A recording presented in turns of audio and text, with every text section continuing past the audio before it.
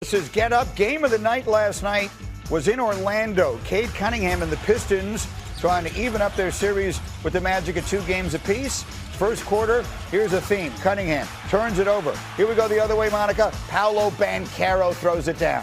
Man, oh man, the Magic are playing with a tremendous amount of force in the paint, and they did a great job of forcing the Pistons into turnovers. Credit to you. You said before this series began, this is a bad matchup for Detroit. Here's another one of those turnovers, and it's Franz Wagner. 23 points off turnovers. That's what Detroit gave up, and the Magic were relentless. Meanwhile, we did get this moment last night. Uh-oh, Kane turns the corner.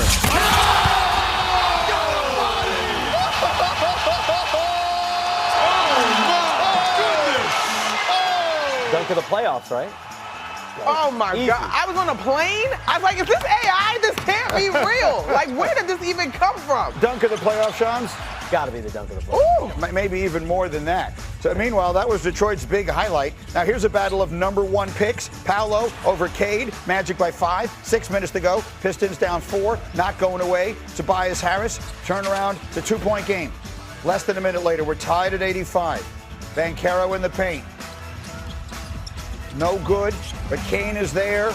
Yes, Kane all over the floor. Magic up by 2, and then looking for a dagger. Monica, if we see the Kane put back, where are we going to go? How about Desmond Bane? Absolutely. A little bit of a fortuitous bank, if you will, but he had earned it. He's been playing great ball in this series. Orlando wins.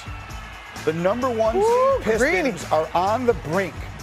They have been the best team in the Eastern Conference since the first jump ball to open the season in October.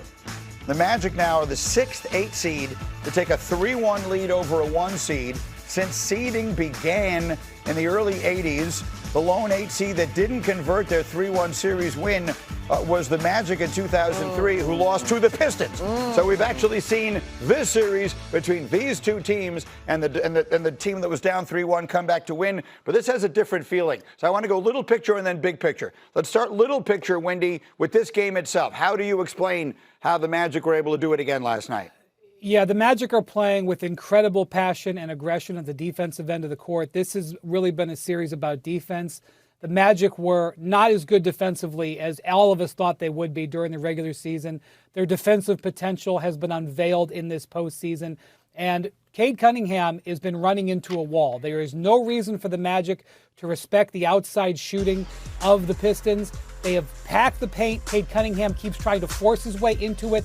He's got 24 turnovers in the past 3 games. And Jalen Duren, it was very unfortunate for Detroit fans, appropriate, that Duren was the one getting dunked on there by Jamal Cain, because after a breakout, spectacular, awesome regular season, Duren has gone away in this series, especially offensively. And that's the little picture. The big picture, Monica, I've watched 3 of the 4 games in this series. And I think if you took off the seeds, if you didn't know what the seeding was, you would not think it looked like an upset. It would look like the better team has been winning. How do we explain that? Greeny, to me, and I said this after game 1, this is the worst draw for the Detroit Pistons, because part of what made them so successful during the course of the regular season was their ability to out-physical you and their size in most matchups. The Magic are even, if not better, in that category. When I look at it, we all said, we love what the Pistons are doing. Cade Cunningham should be an MVP candidate. But who else when you get to playoff basketball? And that has come into full bloom as an issue. There is not another creator, let alone the fact that Cade Cunningham is struggling in this series.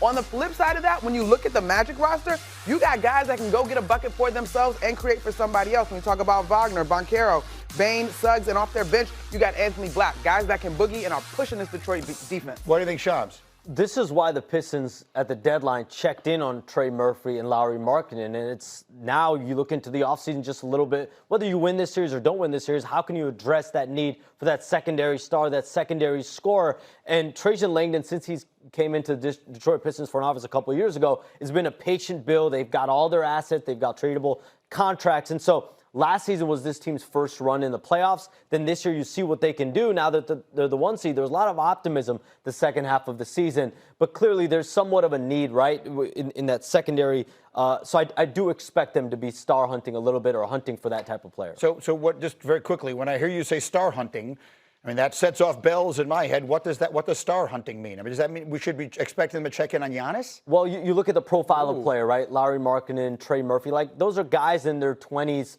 in the prime of their career. Right. You want players that fit the mold of Cade Cunningham and Jalen Duren. That doesn't mean you're not opportunistic if you can get an older type veteran player. Yeah, but they got to be able to space the floor. So Giannis is probably not it. So probably not. So Winman, sort of finish this one up for me here. The Pistons, we were talking, you and I, before the show came on the air this morning, about teams that get losing 8-1. It's extraordinarily rare in basketball history. You had a lot of perspective on that and sort of what the Pistons are up against at this point.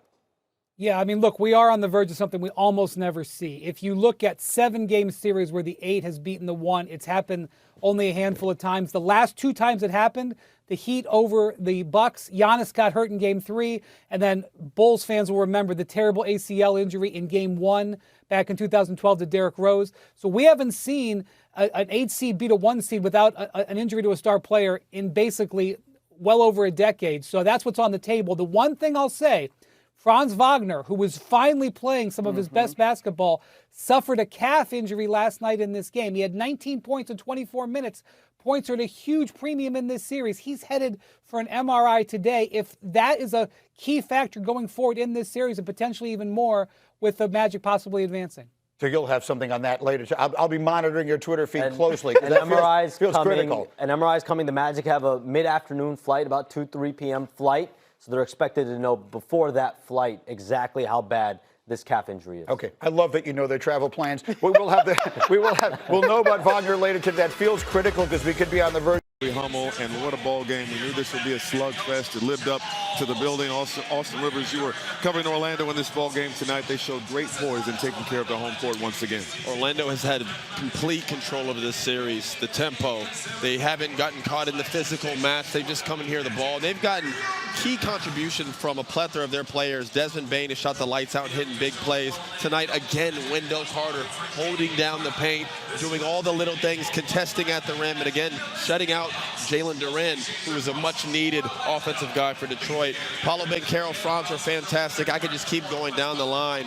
Offense contribution from all of their players, that well-roundedness is what separated them, along with them forcing turnovers. It's really killed Detroit. Yeah, you look at, Detroit on the season. There were major question marks about do they have enough shooting.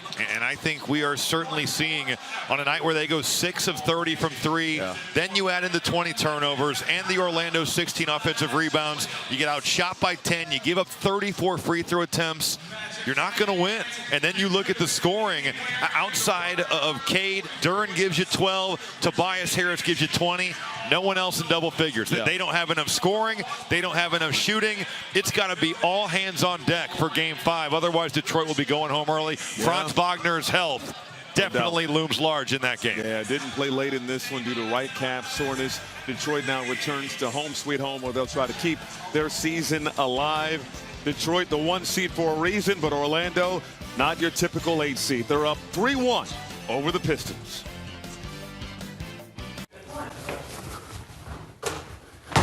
Hit subscribe for more news, highlights, and analysis from the NBA on NBC.